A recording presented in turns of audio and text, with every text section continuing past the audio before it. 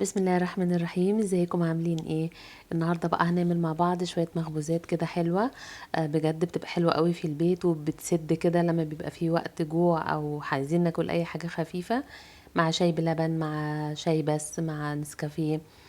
فهي طريقتها سهله قوي وفي نفس الوقت طعمها حلو قوي.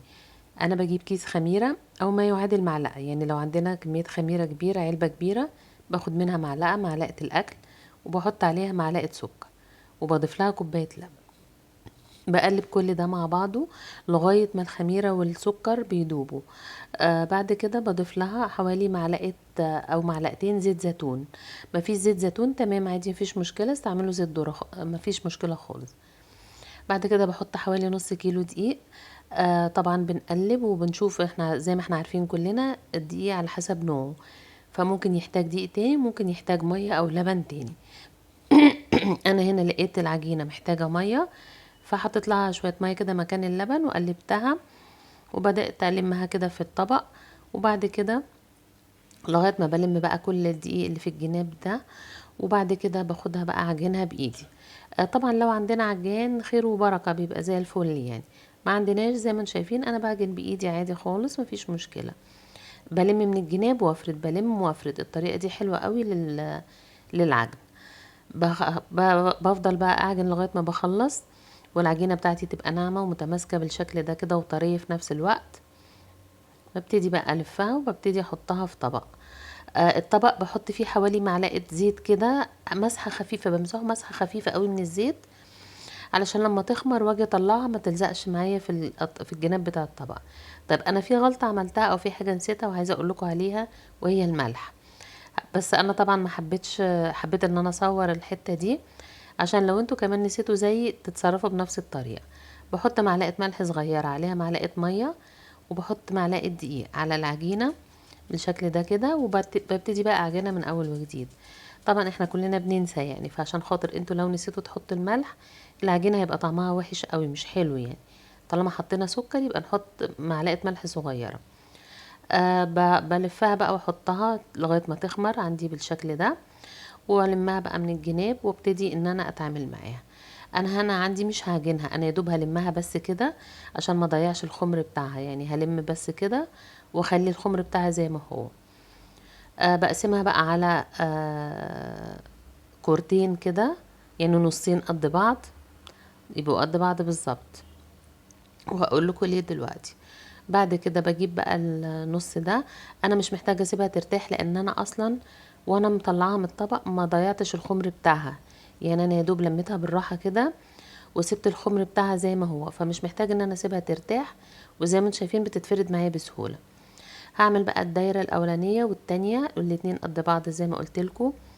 بعد كده بقى بجيب زبدة سايحة، أي نوع زبدة موجود، زبدة بلدي أو الزبدة اللي موجودة في السوق العادية خالص، اللي هي الأنواع اللي احنا عارفينها كلنا.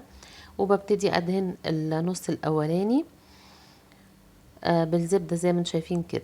بعد كده بروح دهنة برضو النص التاني، يعني بدهن النصين وبحطهم على بعض، وبحاول ان هما يكونوا الطرفين قد بعض بالطريقة دي.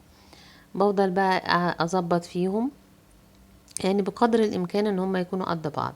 عشان كده قلت لكم احنا لما نيجي نقص العجينه بنعملها نصين قد بعض بالظبط.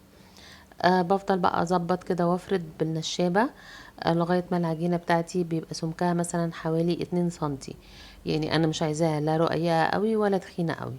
بكبر الدايره بتاعتي كده بالطريقه دي، واحاول واحنا بنفرد نفرد من كل جنب عشان خاطر تطلع معانا مدوره. احط بقى طبقة زبدة كمان، وهنا بقى اتعامل مع ايدي. على فكرة بالايد احسن، لان انتوا بتحسوا بالعجينة لو في جزء ما فيهوش ما تغطاش بالزبدة انتوا بتحسوا بيه بايديكوا اكتر من الفرشة. طبعا ايدينا نظيفة، احنا بنعمل بيها لاولادنا ولنفسنا، فاكيد بنبقى ايدينا نظيفة وضوافرنا نظيفة، والكلام ده كله مش محتاجين ان انا اقوله لكم يعني. ببتدي بقى اتني العجينة نصين كده، نصين قد بعض برضو، وبرضو احط طبقة زبدة تاني. التكنيك ده او الطريقة دي قريبة شوية من طريقة عجينة الميلفي، بس هي مش زيها طبعا، بس قريبة منها شوية يعني. بتني بقى كده وارجع اتني الطرف ده واحط برضو زبدة. يعني كل خطوة بتنيها بحط فيها زبدة علشان تبقى مورقة معايا في الاخر لغاية ما بتطلع لي كده بالطريقة دي.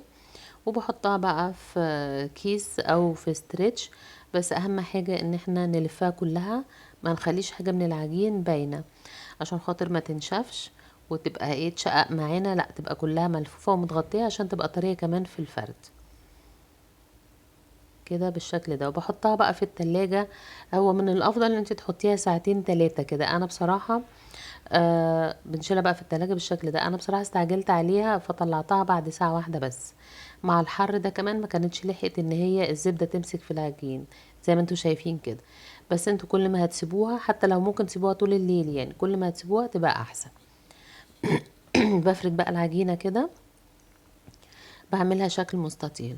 بتعامل بقى معاها من الجناب، من فوق من تحت زي ما انتم شايفين كده لغاية ما بتتفرد معايا وبتدينا عجينة مستطيلة بالشكل ده.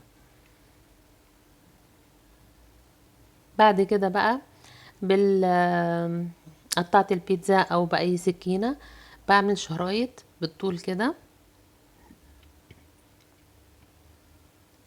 انا حسيت ان هي طويلة شوية فعملتها قصتها خليتها اقصر شوية. وباجي بقى بمسك من النص كده وبلف طرفي شمال وطرفي يمين. يعني وانا بلف كده بلف عكس بعض، الناحية اليمين عكس الناحية الشمال، بلفهم كده وبعملهم دايرة. وباجي بقى للطرفين بتوعي بحط واحد بدخله كده من تحت والتاني من فوق. يعني بلف طرف من تحت والتاني بلفه من فوق. ده كده شكلها. هعملكوا واحدة تانية. لو كنتوا بقى وصلتوا لحد هنا ما تنسوش اللايك، عشان اللايك ده بيبقى اكبر داعم ليا بحيث ان انا اكمل واعمل لكم فيديوهات اكتر ان شاء الله. بلفها من طرف من فوق وطرف من تحت.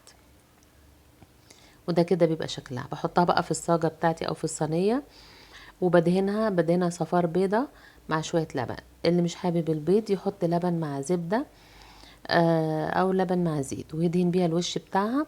وبنسيبها لغاية ما بتخمر. ده كده قبل ما تخمر، وده كده بعد ما خمرت. طبعا كل ما بنسيبها بتبقى احسن. بندخلها بقى فرن سخن قوي لغايه ما بتستوي. بتحمر من فوق ومن تحت بالشكل ده. بصوا بقى من جوه مورقه. طبعا عايزه اقول لكم طعمها كان تحفه. الزبده مع اللبن مع شويه الزيت الزيتون اللي حطيناهم خلوا طعم العجينه جميل جدا. فانتوا اعملوها واحفظوها في بيتكم. ممكن تحطوها بقى في الفريزر وتطلعوها تسخنوها في الميكرويف، بتبقى كأنها لسه معموله بالظبط. ده كده كان الفيديو بتاعنا النهاردة. يا رب يكون عجبكم واشوفكم على خير، والسلام عليكم ورحمة الله وبركاته.